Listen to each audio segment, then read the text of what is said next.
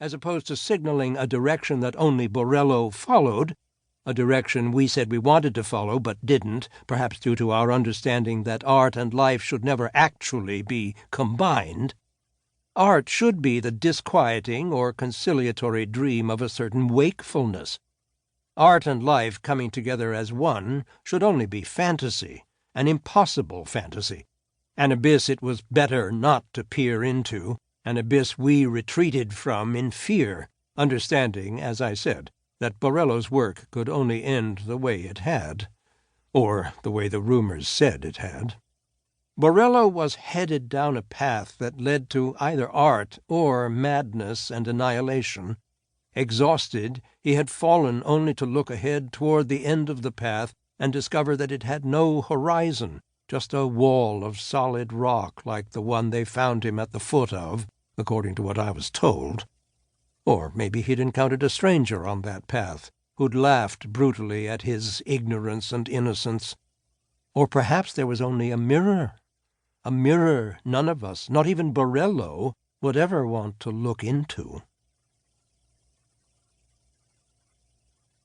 Turin, November 1977.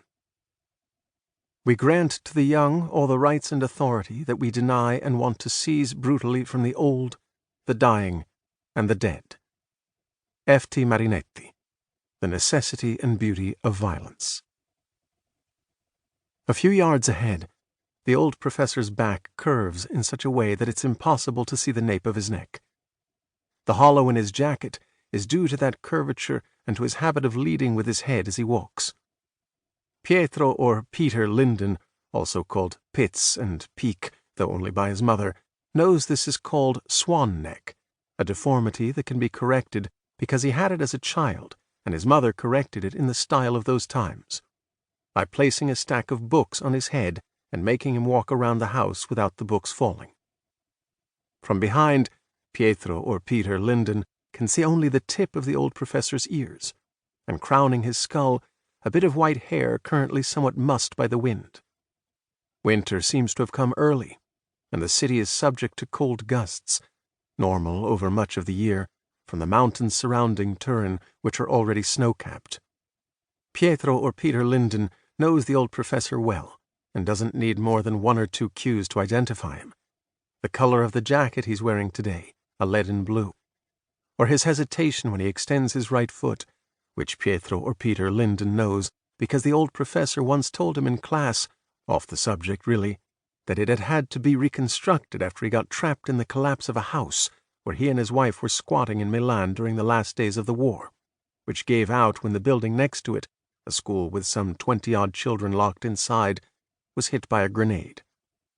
This was enough for Linden to pick him out among the people gathered on the corner of Giuseppe Verdi and Gioacchino Rossino, waiting for the traffic to thin enough to cross over to Corso San Maurizio and toward the river. A corner that Linden and the old professor had arrived at together. Unbeknownst, of course, to the old professor, after leaving the university building and crossing the Via Fratelli Vasco, also together, but with a certain distance between them. There Linden only had to pretend to be one of the students in order to follow the old professor from just a few yards behind.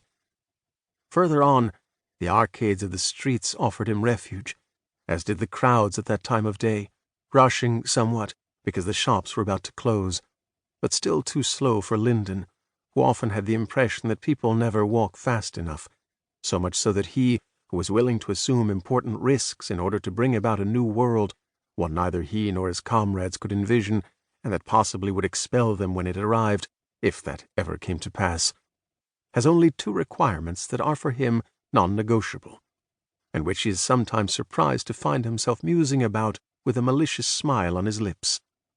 1. In that new world there will be books. And 2. People won't be allowed to stroll around, forced instead to move at a steady, rapid pace, or stay home. In fact, adopting the slowness required to tail the old professor without calling attention to himself was the only difficulty that had arisen over the last 8 days, in which Linden followed him from the university to his house every time on an almost identical route.